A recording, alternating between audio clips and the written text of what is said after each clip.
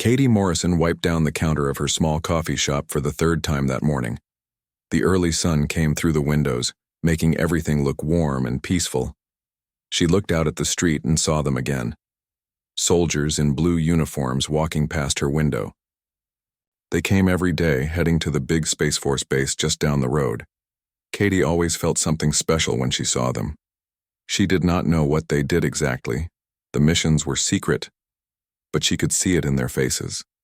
They were tired. They carried heavy burdens. Some looked young, barely out of school. Others had gray in their hair and lines around their eyes. Her grandfather had been a Marine. He died when she was young, but she remembered his uniform hanging in the closet. She remembered how her grandmother looked at it sometimes with sad eyes. Katie never really understood what her grandfather did, but she knew it was important. She knew he gave up things for other people. That morning, she watched a group of soldiers walk past.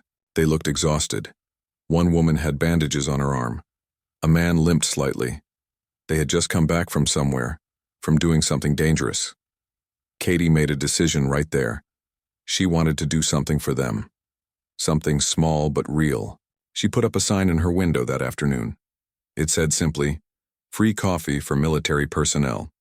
She did not expect much. Maybe a few people would come in. Maybe it would make one or two soldiers smile. That would be enough. The next morning, 3 soldiers came in. They looked surprised at the sign. One of them, a young man with dark hair, asked if it was real. Katie smiled and said yes.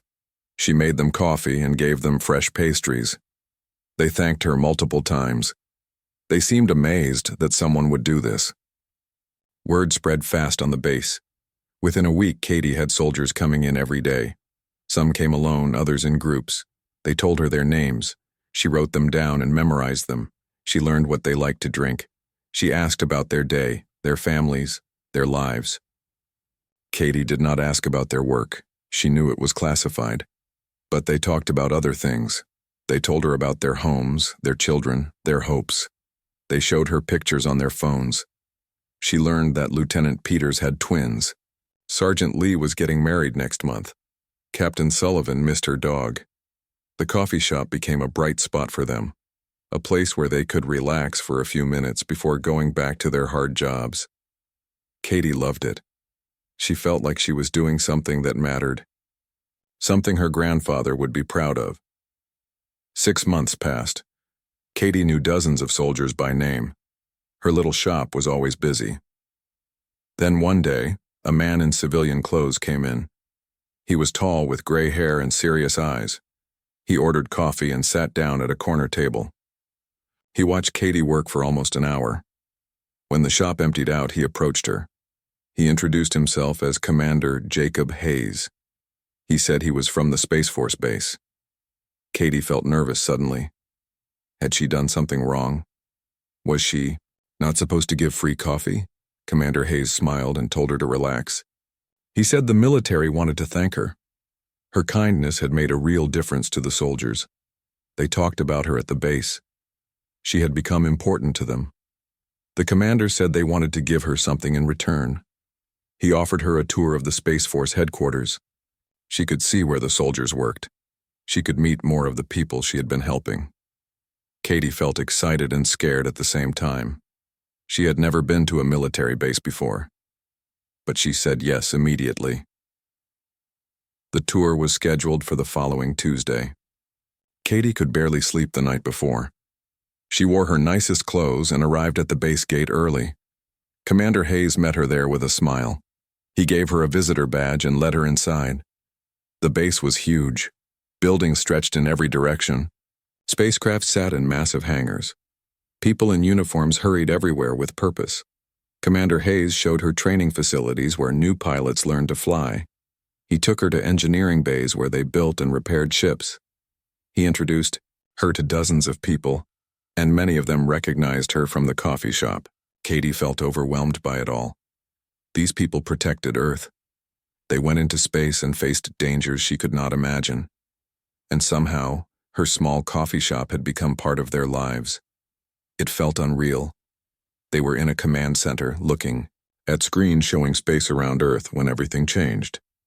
Alarms started blaring. Red lights flashed everywhere. People ran to their stations. Commander Hayes grabbed a headset and started shouting orders. Katie stood frozen, not understanding what was happening. Then she heard someone say the words that made her blood run cold. Unknown ships had appeared in orbit, lots of them. They were not human ships. The main screen showed the alien fleet. The ships looked wrong, all sharp angles and dark metal. There were hundreds of them. A message came through in a language that computers quickly translated. The aliens called themselves the Vicari. They demanded Earth surrender immediately. Katie watched as human fighters launched from bases around the planet. Ships that had been in the hangars minutes ago were now racing toward the enemy. The battle began. Lights flashed on the screens. Numbers scrolled past showing distances, speeds, damages. She could not look away. People shouted reports around her. The Vicari ships were more advanced. Human weapons barely scratched them. Ships were being destroyed. People were dying. Earth was losing. Then something happened at one of the stations. A young woman in uniform suddenly collapsed. She had been working non-stop, monitoring enemy movements. The stress and exhaustion caught up to her. She fell to the floor. Katie did not think. She just moved. She ran to the station and looked at the screen. She did not understand most of it, but she had been watching. She had been paying attention. She saw patterns in how the enemy ships moved. They stayed in tight groups. They protected their largest ship in the center, but there was a gap, a small space between two groups of enemy ships. If human fighters could get through there, they could hit the big ship from the side where it looked weaker. Katie did not know if she was right. She barely understood what she was looking at, but people were dying and she had to try. She called out to Commander Hayes. He was busy coordinating the defense, but he heard her voice. She pointed at the screen and showed him what she saw. He looked at it for just a second. His eyes went wide. He grabbed his headset and started giving new orders to the fleet. Human fighters changed course. They pushed through the gap Katie had spotted. The Vicari were surprised. They had not expected such a coordinated move. The fighters hit the flagship exactly where Katie thought it was weak. Explosions rippled across its hull. The Vicari fleet hesitated. Their flagship was damaged. Their perfect formation was broken. In that moment of confusion, human forces pressed their advantage. More ships launched. More weapons fired. The aliens had not expected humans to fight back so effectively.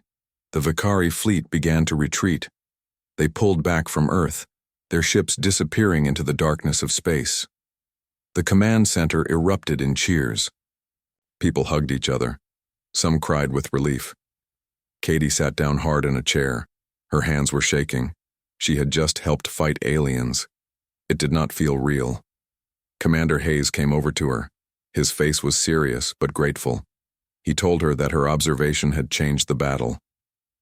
She had saved lives today, maybe thousands of lives. But then he told her something else, something that made her realize this was just the beginning. The Vicari would come back. They had tested Earth and found it weaker than expected. Next time, they would bring more ships, more weapons. Earth was not ready. Katie looked around the command center at all the tired, scared faces. These people had been doing this job long before she showed up. They would keep doing it after she left. But something had changed inside her. She could not just go back to her coffee shop and pretend this did not happen. She had wanted to thank the soldiers. She thought free coffee was enough. Now she understood that sometimes the world asks for more. Sometimes ordinary people have to do extraordinary things. She did not know if she was brave enough, but she knew she had to try. As people started cleaning up and checking damage reports, Katie made another decision. If Commander Hayes or anyone else asked, she would help. However she could. Whatever it took. Earth needed more than coffee. It needed people willing to step up when everything was falling apart. She did not know that this decision would take her across the galaxy. She did not know she would help save entire civilizations. All she knew was that right now in this moment she could not walk away. The soldiers she had been thanking needed her. Earth needed her. and Katie Morrison, owner of a small coffee shop, was going to answer that call. 3 days after the attack, Katie tried to return to normal life. She opened the coffee shop at the usual time. She made the same drinks. She smiled at customers. But everything felt different now. She kept looking up at the sky, wondering if the aliens were coming back. The soldiers who came to her shop were different too. They looked more serious, more worried. They knew something Katie did not. The battle had been won, but the war was just beginning. She could see it in their eyes. On the 4th day, Admiral Christine Walker came to see her. The Admiral was the highest-ranking officer in the entire Space Force. She walked into the little coffee shop wearing her formal uniform covered in medals. Other customers stared. Katie felt her heart beating fast. The Admiral ordered coffee and asked if they could talk privately. Katie locked the front door and flipped the sign to closed. They sat at a corner table. The Admiral did not waste time with small talk. She told Katie the truth about Earth's situation. The Vicari Empire controlled hundreds of worlds. They had been conquering other species for centuries. Earth had gotten lucky. The fleet that attacked was just a small scouting force. The real invasion would come soon with 10 times as many ships. Maybe 100 times. Earth could not win that fight with weapons alone. The Admiral explained that the military needed new ways of thinking. They needed people who could see solutions that trained soldiers might miss. Katie had proven she could do that. She had spotted the weakness in the enemy formation when everyone else was too focused on fighting. The Admiral offered Katie a position in something called the Horizon Initiative. It was a special unit that mixed civilians and military people. They would work together to find creative ways to fight the Vicari. Katie would be trained in basic combat and tactics, but her main job would be to think differently. Katie almost laughed. The idea was crazy.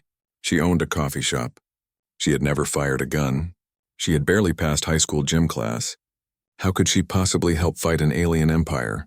But the Admiral looked completely serious. She believed Katie could make a difference. The Admiral gave Katie 24 hours to decide. She left a folder on the table with information about the program. Then she walked out, leaving Katie alone with the biggest decision of her life. Katie went home and read the folder. The Horizon Initiative was experimental. It might not even work. She would have to leave her business. Leave her normal life. Go through months of hard training. Risk her life in ways she could barely imagine. And she might fail. She might be completely useless. That night, Katie looked at old photos of her grandfather. She found one of him in his Marine uniform, young and serious.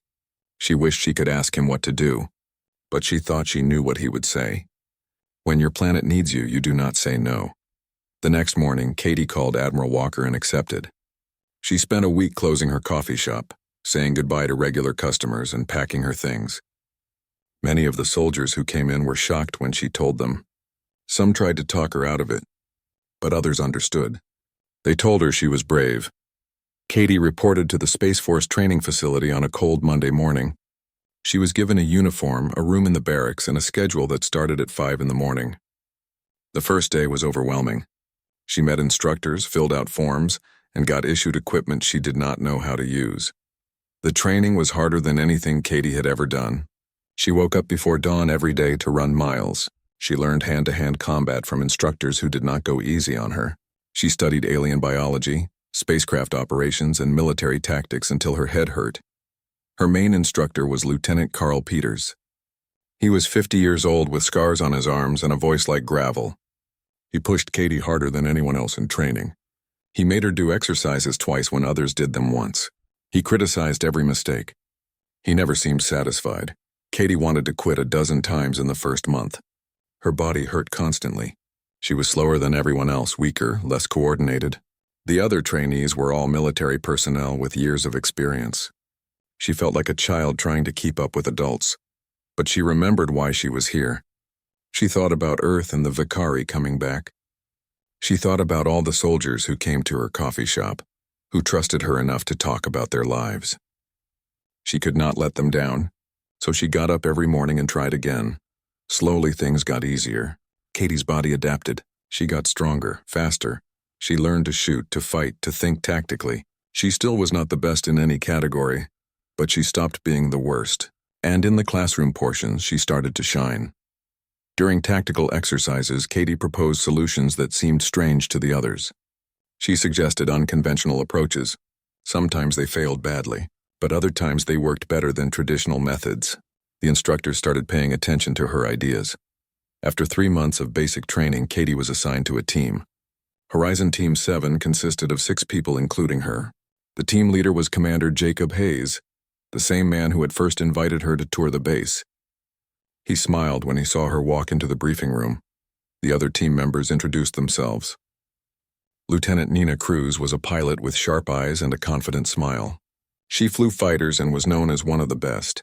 Dr. Greg Lawson was a scientist who specialized in studying alien life. He seemed friendly and curious about everything.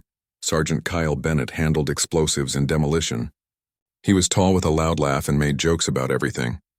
Corporal Rachel Kim worked in communications. She was quiet but spoke 8 languages and could hack almost any computer system. The team's first meeting was awkward. Nina asked bluntly why a civilian with 3 months of training was on their team. Kyle made jokes that were not quite mean but not quite friendly either. Rachel just watched Katie with careful eyes. Greg seemed genuinely interested in her perspective. Commander Hayes told them all to give Katie a chance. He reminded them that the Horizon Initiative existed because normal military thinking was not enough. They needed different viewpoints. Katie was here for a reason. Over the next few weeks, the team trained together. They ran simulations, practiced coordination, and learned each other's strengths and weaknesses. Katie struggled at first. She made mistakes that got the team killed in simulations. Nina got frustrated. Kyle stopped joking and started complaining. Then during one simulation, everything changed. The team was trying to locate an enemy position in a virtual city. They had been searching for an hour with no success. Everyone was getting tired and angry. Katie studied the map and noticed something odd. There was one building that all the simulated civilians avoided. Not obviously, but when she traced their walking patterns, none of them went near it. She pointed this out to Commander Hayes. He looked at the data and immediately ordered the team to check that building. It was the enemy position. The simulation had programmed the civilians to unconsciously avoid danger, and Katie had noticed the pattern. The team completed the exercise successfully. Nina looked at Katie with new respect. Kyle patted her on the shoulder. Rachel nodded approvingly. Even Greg seemed impressed. After that, the team dynamics improved. They stopped questioning whether Katie belonged and started asking for her input. She became part of the group. They ate meals together, trained together, started to trust each other. 2 months after Katie joined the team, they were called to an emergency briefing. Admiral Walker was there along with several other high-ranking officers. The mood in the room was tense. Something important was happening. The Admiral explained that intelligence had located a Vicari supply depot on a remote moon. It was lightly defended, which made it a good target for a first mission. The objectives were simple. Get in, gather intelligence about Vicari plans and technology, sabotage their supplies, and get out. This would be Horizon Team 7's first real mission. It would also be a test of whether the entire Horizon Initiative concept worked. If they succeeded, more teams would be created. If they failed, the program might be shut down. And if they failed badly, some of them might not come home. The Admiral looked directly at Katie when she said this. The pressure was enormous. This was not a simulation. There would be real aliens with real weapons. People could actually die. Katie felt fear in her stomach, cold and sharp. Commander Hayes gave the team 48 hours to prepare. They would review the mission plan, gather equipment, and do final training. Then they would launch. Katie left the briefing room feeling dizzy. This was really happening. She was going into space to fight aliens. That night, Katie could not sleep. She lay in her bunk staring at the ceiling. She thought about her coffee shop, about her old life that seemed so far away now. She wondered if she was making a terrible mistake. She wondered if she would survive this mission. Then she remembered her grandfather again. She remembered what she had learned about courage. It was not about not being afraid. It was about being afraid and doing what needed to be done anyway. Katie took a deep breath and closed her eyes. In 2 days, she would find out what she was really made of. The ship was called the Nightingale. It was a stealth frigate designed for secret missions.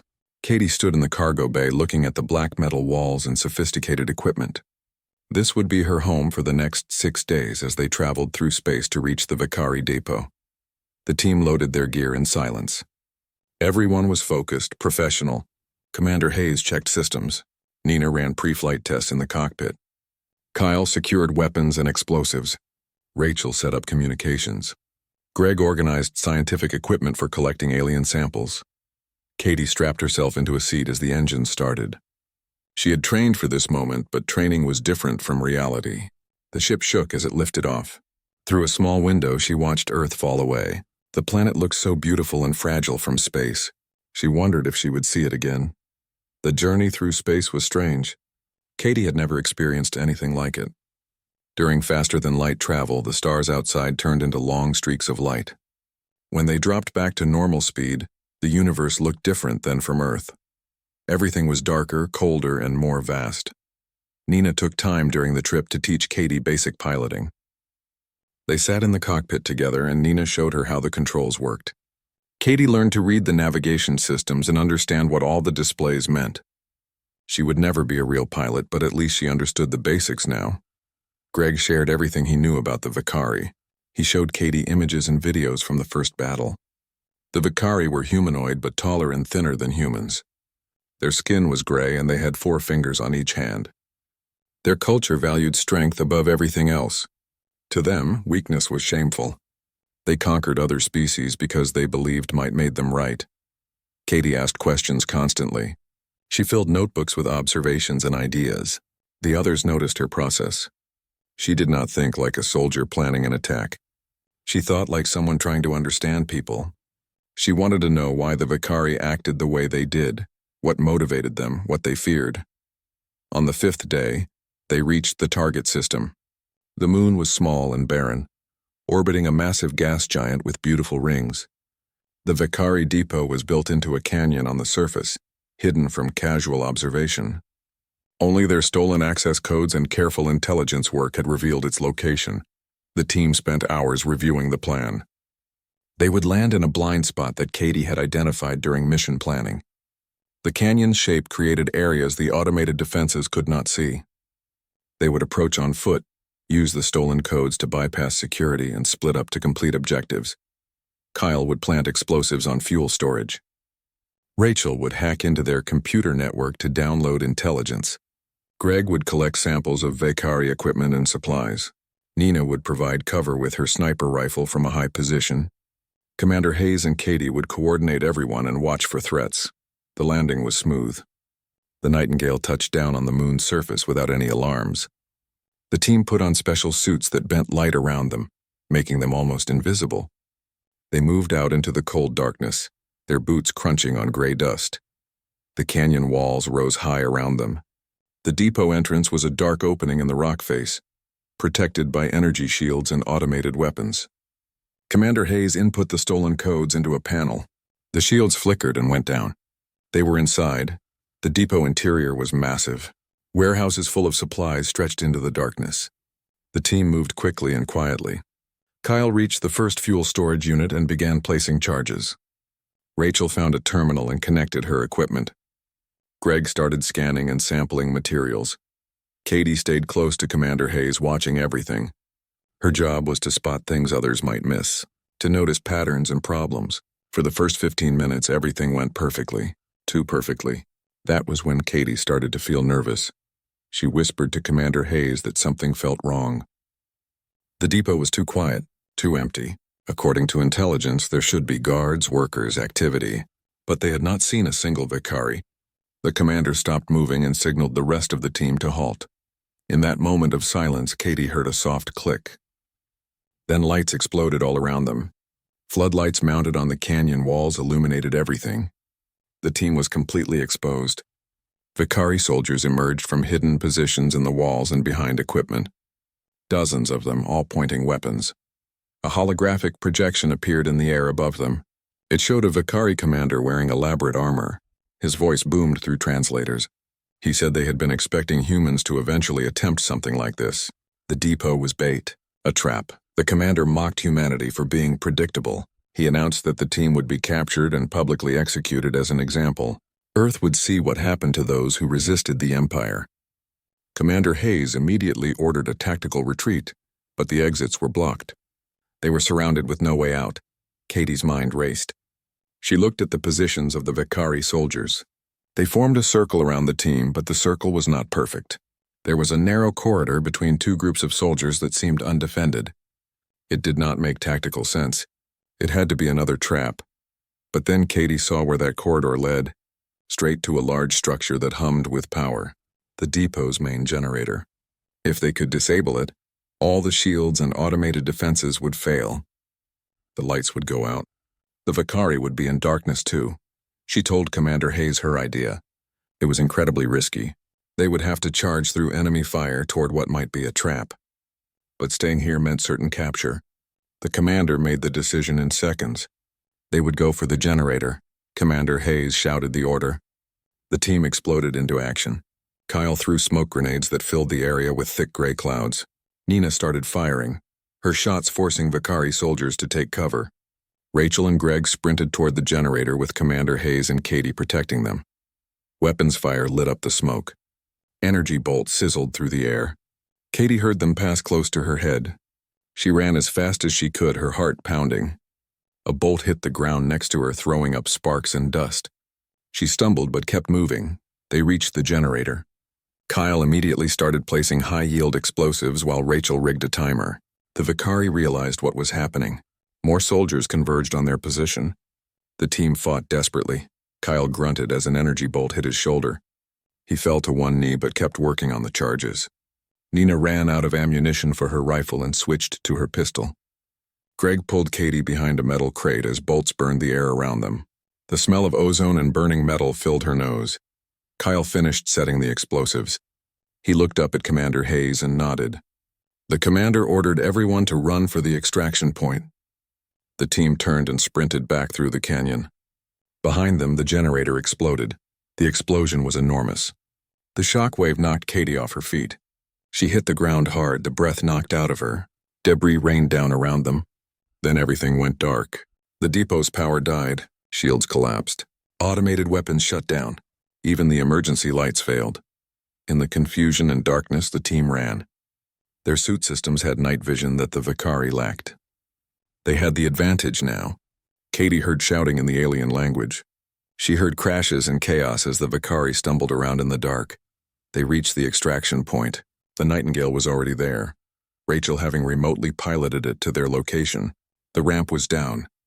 Nina and Greg ran up first. Commander Hayes helped the wounded Kyle. Katie was last, scrambling up the ramp as energy bolts started hitting the ship's hull. The ship lifted off immediately. Through the windows, Katie saw secondary explosions rippling through the depot. Kyle's charges had done more damage than expected. The entire facility was tearing itself apart. The ship climbed away from the moon, engines roaring. Once they were safely in space, the team collapsed. Kyle lay on the floor while Greg treated his shoulder wound. Nina sat with her head in her hands, shaking from adrenaline. Rachel checked her downloaded data with trembling fingers. Commander Hayes leaned against a wall, looking exhausted. Katie sat down hard, her whole body shaking. They had barely survived. If she had not noticed the generator, if Commander Hayes had not trusted her instinct, they would all be prisoners now. Or dead. The reality of what had just happened crashed down on her. Rachel called out from her station. She had analyzed the data she downloaded. What she found made everyone go quiet. The intelligence showed that the Vakari were assembling a massive armada. Not a scouting force like before. A full invasion fleet with thousands of ships. The armada would reach Earth in 6 months. The data included projections. Earth's defenses would not last more than a few days against that kind of force. Humanity was facing extinction, and there was no clear way to stop it. Commander Hayes stood up straight despite his exhaustion. He looked at each member of his team. He told them they had done something important today. They had proven the Horizon Initiative worked. They had survived against impossible odds. But their real work was just beginning. Earth needed a miracle, and somehow they had to find it. Katie looked out the window at the stars. When Horizon Team 7 returned to Earth, they went straight to a secure briefing room. Admiral Walker and the military high command were waiting. Rachel connected her data to the main display, and everyone watched the intelligence unfold. The Vakari armada was real and massive. thousands of warships, but the data revealed something else too, references to other alien species. Some had been conquered by the Vicari, some had been completely destroyed, but a few had fought back and survived, at least for a while. Greg worked through the night analyzing the information. He identified 3 species that might still exist. The Torvani were amphibious beings known for their advanced defensive technology. The Kaleth were insectoid creatures with a hive mind and powerful biotechnology. The Drexian Republic was a humanoid civilization that had fought the Vicari for decades. During the briefing, Katie raised her hand like she was back in school. She asked a simple question. If all these species were fighting the same enemy, why did they not work together? The room went quiet. Several officers looked at her like she had said something foolish. Admiral Walker explained that humanity had no diplomatic relationships with alien civilizations. They had barely survived first contact with the Vicari. Reaching out to unknown species was extremely dangerous. They might be hostile. They might betray humanity to the Vicari. It was too risky, but Commander Hayes supported Katie's idea. He argued that Earth had no chance alone. The coming armada would wipe out humanity. An alliance was risky, but fighting alone was certain death. Sometimes you had to take chances when the alternative was extinction. The debate went on for hours. Finally, Admiral Walker made a decision. She approved a diplomatic mission. Horizon Team 7 would make contact with these species and try to build an alliance. If they succeeded, Earth might have a chance. If they failed, well, they were doomed anyway. The team spent a week preparing for the mission. They studied what little information existed about the 3 species. They practiced first contact protocols. They loaded the Nightingale with gifts and symbols of peace. Then they launched toward Torvana Prime, home of the Torvani. Torvana Prime was a beautiful water world. Oceans covered 90% of the surface. The Torvani lived in underwater cities protected by powerful defense systems. The team tried to make contact for 3 days. They broadcast messages of peace. They shared information about the Vicari threat. They received no response. Katie suggested a different approach. Instead of formal military messages, they should be honest and vulnerable. Show the Torvani that humanity needed help. People respond to genuine emotion better than official statements. They recorded a new message. It showed footage from the attack on Earth, destroyed buildings, injured people, scared families. Commander Hayes spoke simply about humanity's situation. They were new to the galaxy. They had no powerful weapons or ancient technology. They were just trying to survive. They needed allies, friends, hope. The Torvani responded. They sent coordinates for a meeting on a neutral space station. Katie felt a surge of excitement. Her idea had worked. The team traveled to the station and met the Torvani delegation. The Torvani were tall with smooth skin that shimmered like fish scales. They moved gracefully and spoke in musical voices that the translators converted to English. Their leader was High Consul Marine. She had kind eyes but a worried expression. Marine listened to humanity's request for an alliance. She explained that her people had survived Vicari attacks by hiding behind their defenses. They did not fight offensive wars. They just protected their home. Joining an alliance would make them a target again. She was not sure her people would accept that risk. Katie asked if she could speak. Commander Hayes nodded. Katie did not talk about tactics or military strength. She talked about her coffee shop, about her grandfather, about how one ordinary person could make a difference by just trying to help. She told Marin that hiding only worked until it did not. The Vicari kept expanding. Eventually they would come for everyone. Better to stand together now than die alone later. Katie spoke from her heart, and Marin seemed to truly listen. Marin said she needed to consult with her council. Days passed. The team waited nervously on the station. Finally, the Torvani agreed to join an alliance. But they had one condition. Humanity had to prove it could work with alien species effectively. The alliance had to show real unity, not just promises. With one species committed, the team traveled to find the Kaleth.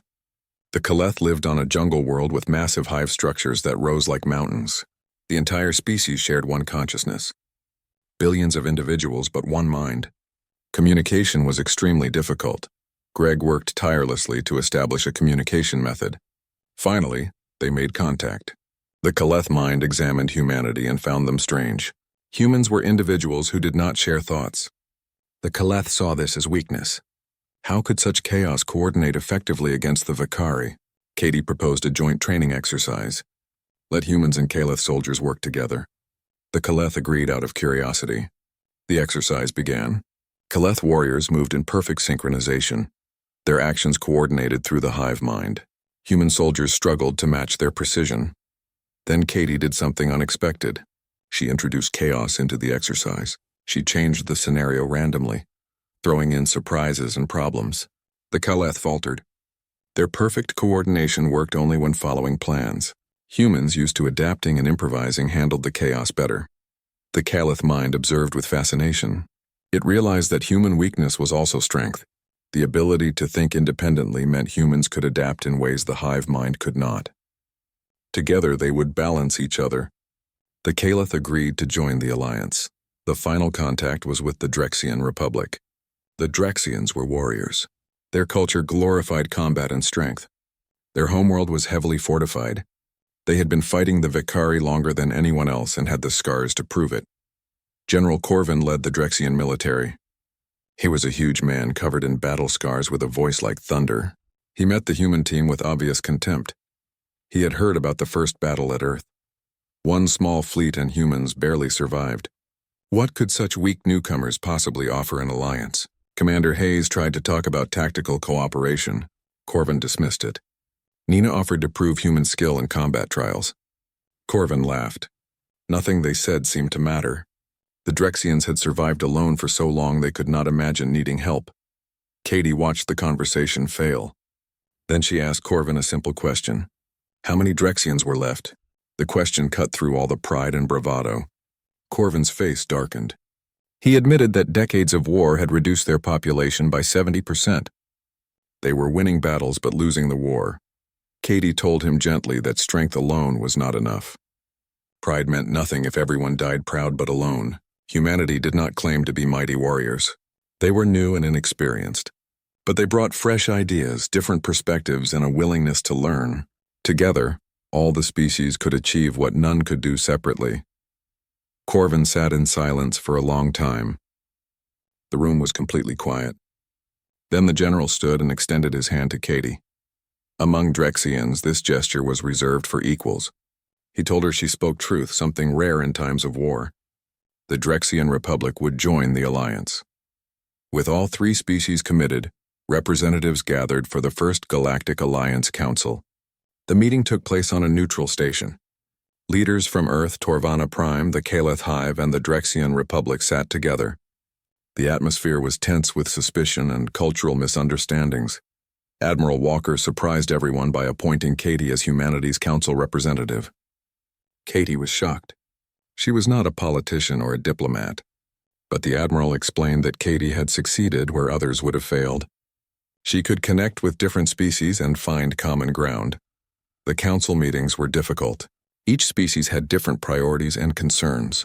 Arguments broke out about military command, resource sharing, and strategy. Progress was painfully slow. Katie spent hours mediating disputes and translating not just words but cultural contexts. During one particularly heated argument, Katie stood up and called for silence. She reminded everyone why they were there. The Vicari did not care about their differences. The Empire would destroy them all equally. They could argue about details after they survived.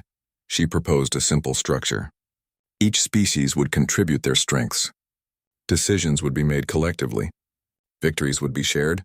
They would start with one joint operation against a Vicari supply line. If it worked, the alliance would continue. If it failed, they could each go back to fighting alone. The council agreed. Plans were made for the joint operation. Ships from all four species would coordinate an attack. It would be the first real test of whether different species could truly work together. The fate of the alliance depended on success. The operation was a complete success. Torvani shields protected the combined fleet. Kaleth swarm tactics overwhelmed defenses. Drexian firepower destroyed targets. Human pilots executed unpredictable maneuvers that confused the enemy. Working together, they accomplished what none could do alone. After the victory, formal treaties were signed. The Galactic Alliance became official. The 3 months passed in a blur of preparation. Ships from all four species gathered in the Sol system around Earth. Katie had never seen anything like it. Torvani vessels that looked like giant jellyfish, Kaleth bioships that seemed almost alive, Drexian warships covered in weapons, and human carriers launching fighter squadrons. Katie worked constantly, coordinating between species. She translated orders and intentions. She helped Torvani engineers understand human improvisation. She explained Drexian honor codes to confused Kaleth. She mediated arguments and found compromises. She barely slept. Torvani defense platforms were installed around Earth and Mars. These massive stations generated powerful shields. Kaleth biotechnology was integrated into medical facilities, increasing survival rates for wounded personnel. Drexian weapons were added to human ships. Each species contributed what they did best.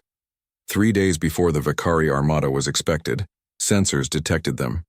The enemy fleet dropped out of faster-than-light travel at the edge of the solar system. The size of the force made everyone go silent. Thousands of ships, maybe tens of thousands. The main flagship was the size of a small moon. Intelligence calculated that the Armada carried enough firepower to destroy Earth's surface within hours. Looking at the screens showing the massive fleet, Katie felt fear like ice in her stomach. How could they possibly survive this? But she looked around at the command center and saw determination on every face. Human, Torvani, Kaleth, and Drexian officers working together. They would not surrender without a fight. Admiral Walker gave orders to assume defensive positions. The combined fleet moved into formation. Torvani platforms activated their shields, creating overlapping grids of protection. Drexian battleships took forward positions.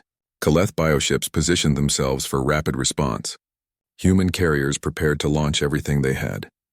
Katie stood on the bridge of the flagship Valiant alongside Admiral Walker and Commander Hayes. Through the main view screen, she watched the Vakari Armada approach. The enemy ships moved with perfect coordination, like a school of predatory fish. She thought about her coffee shop, about the simple life she used to have. It felt like a dream from someone else's life. The Vakari broadcast their standard demand: surrender immediately or be destroyed. Admiral Walker did not bother responding. The battle began. The Vakari attacked with overwhelming force, expecting to crush the defenders quickly. They had never faced a multi-species alliance before. Torvani shields absorbed the initial bombardment. Energy weapons that would have vaporized ships harmlessly dispersed against the defensive grids. Drexian battleships returned fire with devastating accuracy. Their heavy weapons punched through Vakari armor. Kaleth bioships swarmed damaged enemy vessels, tearing them apart with biological weapons that ate through metal. Human fighters exploited gaps in enemy formations.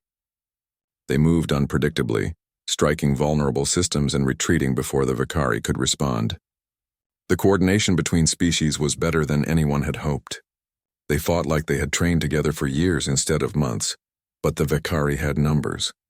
For every ship destroyed, 2 more took its place. Slowly, the alliance was being pushed back. A Torvani platform exploded, its shields finally overwhelmed. A Drexian battleship took critical damage and had to withdraw. Human carriers lost fighters faster than they could launch replacements.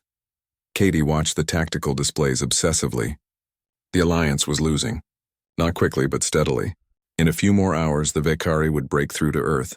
She studied the enemy formation, looking for anything they could exploit. There had to be something. Then she noticed a pattern. Despite their overwhelming numbers, the Vakari maintained rigid discipline. Ships stayed in precise formations. They followed predictable maneuvers. It was efficient but inflexible. The same characteristic that made them powerful also made them vulnerable to the right kind of attack. Katie proposed a desperate plan to Admiral Walker.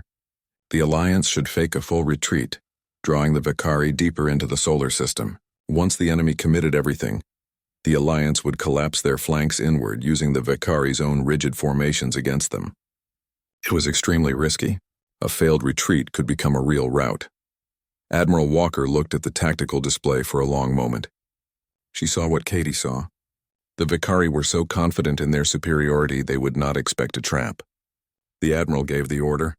All alliance forces would execute a coordinated withdrawal. The order went out. Ships began pulling back in what looked like disorganized retreat.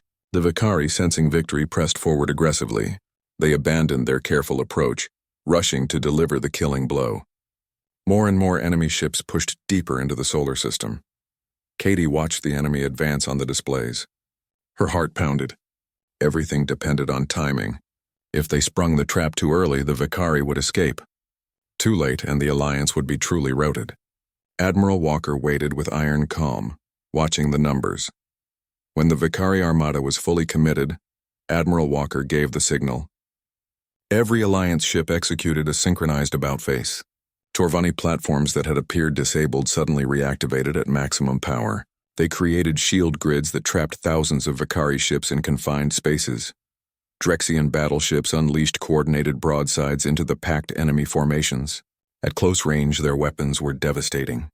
Calith bioships released swarms of smaller craft that infiltrated Vicari command ships, disrupting their coordination. Human fighters struck at propulsion systems, stranding damaged vessels.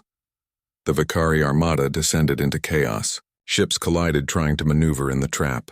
Their rigid command structure broke down when plans fell apart. Confusion spread through the fleet. For the first time in the battle, the Vicari were not coordinated. They were panicking. The battle turned into a rout.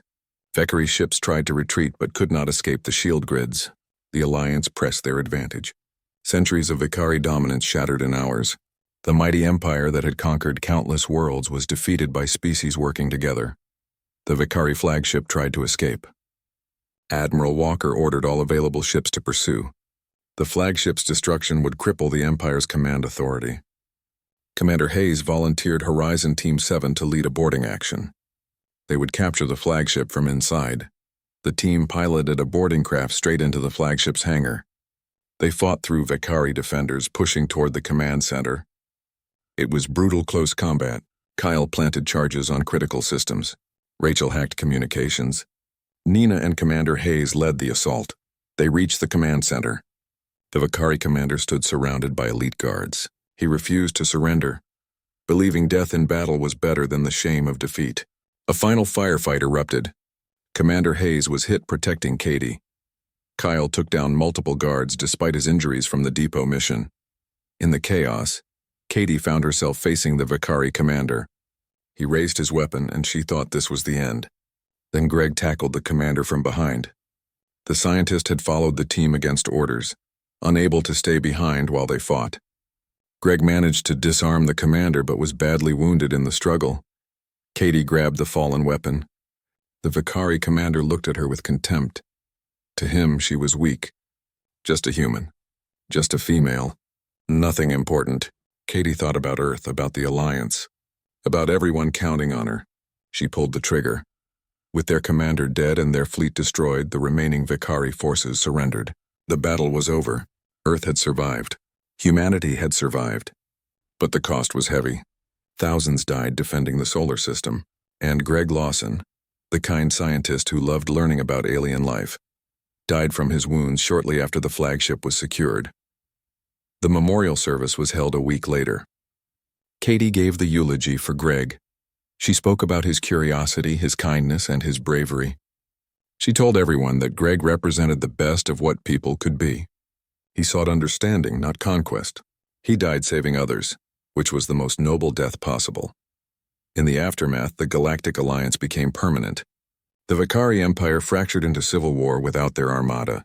For the first time in centuries, they were not a threat. Other species that the Vicari had oppressed began reaching out to the Alliance, seeking membership. Admiral Walker offered Katie a permanent commission as a commander in the Space Force, but Katie declined. She had done what was needed, but she was not a soldier at heart. She agreed to serve as a civilian consultant, helping bridge cultural gaps between species, but she wanted to go home. Commander Hayes recovered from his injuries and was promoted to admiral. Nina became a flight instructor. Kyle retired but stayed on as an advisor. Rachel accepted a diplomatic position. The team that had changed the galaxy went their separate ways, but they would always be connected by what they had shared. 1 year after the battle, Katie reopened her coffee shop in New Seattle. The city looked different now. Torvani diplomats walked the streets. Caleth observers studied human culture. Drexian soldiers trained alongside Space Force units. The galaxy had become smaller, and Earth was no longer alone. Katie made a new sign for her shop. It was written in 4 languages, welcoming customers from every species. 5 years passed since the battle that saved Earth. The galaxy had changed in ways no one could have predicted. The Galactic Alliance now included 12 species. Former enemies of the Vicari joined one by one, drawn by the promise of cooperation instead of conquest. Katie's coffee shop had become famous across multiple worlds. Tourists from distant planets visited New Seattle just to see where the legendary Katie Morrison served coffee. She found it amusing and slightly embarrassing. She still thought of herself as just a regular person who got lucky. But today was special.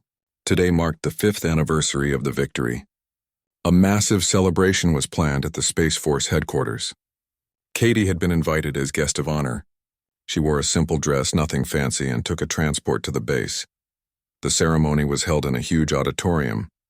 Thousands of people attended. Humans, Torvani, Kaleth, Drexians, and species Katie still struggled to pronounce. They all came together to remember what they had accomplished and honor those who fell. Admiral Hayes, who now commanded all Alliance military forces, gave the opening speech.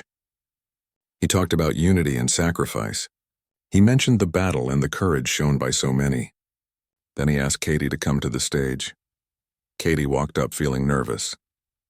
Public speaking still made her uncomfortable despite everything she had been through. She looked out at the sea of faces, so many different species all looking at her. She took a deep breath and began. She did not give a grand speech. She talked simply about Greg Lawson and the others who died. She talked about her grandfather and why she started thanking soldiers.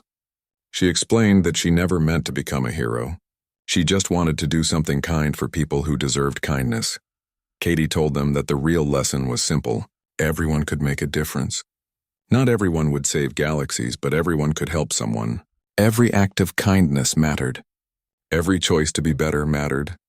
The Alliance existed because individuals chose cooperation over conflict. The audience listened in complete silence. When she finished, they erupted in applause. The sound was deafening. Katie felt tears in her eyes. She had not expected such a reaction. She quickly returned to her seat, her face red with embarrassment. After the ceremony, Katie walked through the base gardens. She needed quiet after all the noise and attention.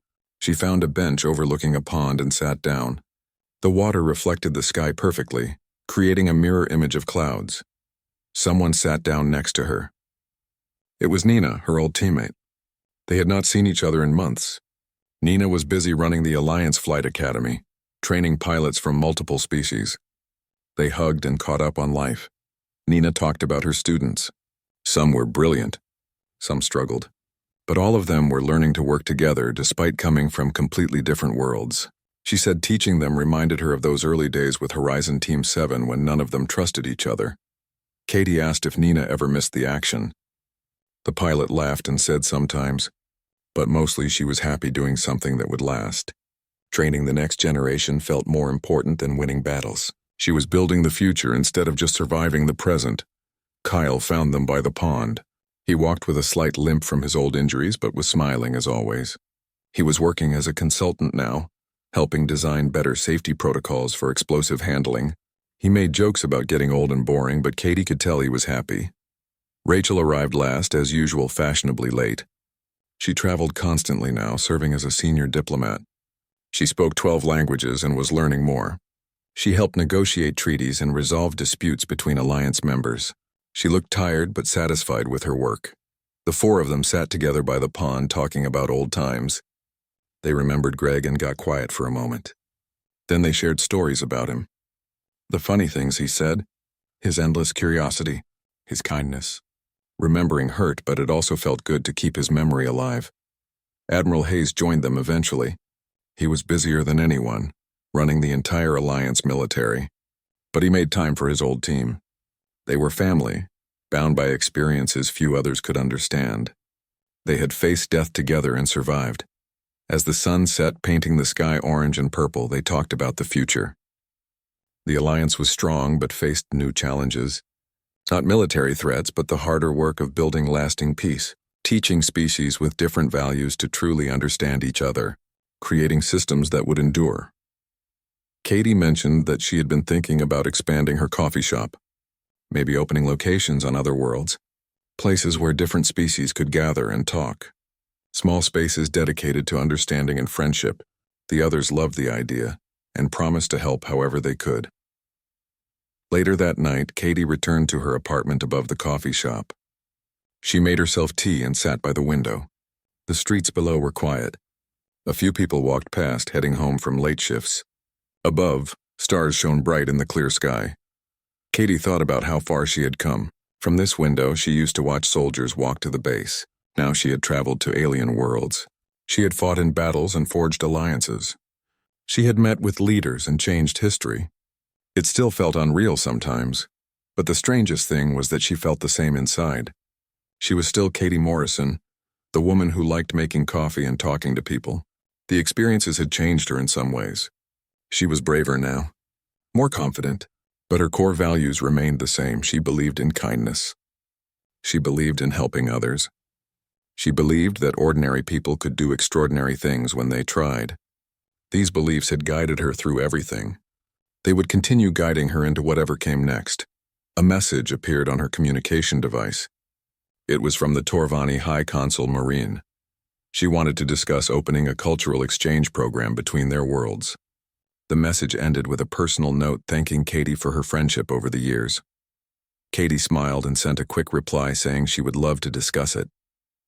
Then she put the device aside and finished her tea. Tomorrow would bring new challenges and opportunities. There was always more work to do, more connections to build, more understanding to foster. But tonight she just sat quietly and appreciated the peace. 5 years ago, Earth faced extinction. Now it was a leading member of a thriving galactic alliance. The change was miraculous, built on countless small decisions by countless individuals to choose cooperation. Katie remembered the scared young woman who stood in a command center, watching aliens attack Earth. She remembered, not knowing what to do but deciding to try anyway. That decision had changed everything. Not because she was special, but because she acted when action was needed. She thought about all the people who came to her coffee shop over the years. Soldiers who needed a kind word, civilians who wanted to help, aliens who sought understanding. Each one made their own small contribution. Together, those contributions built something beautiful. The alliance was not perfect. There were still conflicts and misunderstandings. Species struggled to bridge cultural gaps. Progress was often slow and frustrating. But they kept trying. They kept choosing dialogue over violence. That choice, repeated daily by millions, was what really saved the galaxy. Katie stood and stretched. She was tired but content. Tomorrow she would open the shop early. Soldiers would come for their coffee. Diplomats would stop by for meetings. Students from the new Interspecies Academy would study at the tables. Life would continue. And maybe, just maybe, some young person would sit at those tables and decide they wanted to make a difference too. They would start small with whatever they could do. And who knows where that might lead. Katie had learned that impossible things became possible when people refused to give up. She turned off the lights and headed to bed. As she lay down, she thought one last time about her grandfather. She hoped he would be proud of what she had done. She hoped he would understand that his sacrifice and the sacrifices of so many others had not been in vain. The galaxy was better now. Not perfect, but better. And it would keep getting better as long as people chose kindness over cruelty, as long as they chose understanding over fear, as long as they remembered that everyone, no matter how ordinary they felt, had the power to change things. Katie closed her eyes and smiled. She had wanted to thank the soldiers. That simple desire had taken her on the greatest journey imaginable. And now she was home, ready to start the next chapter. Whatever came next, she would face it the same way she faced everything. With kindness, with courage, with the belief that one person could make a difference. Because she had proven it was true. The coffee shop owner who became a hero. The ordinary woman who saved the galaxy, Katie Morrison, who showed everyone that the greatest strength was simply choosing to care. And tomorrow she would wake up and serve coffee. Because some things were worth preserving. Some simple acts carried profound meaning. And sometimes the best way to change the universe was to start by being kind to the person in front of you.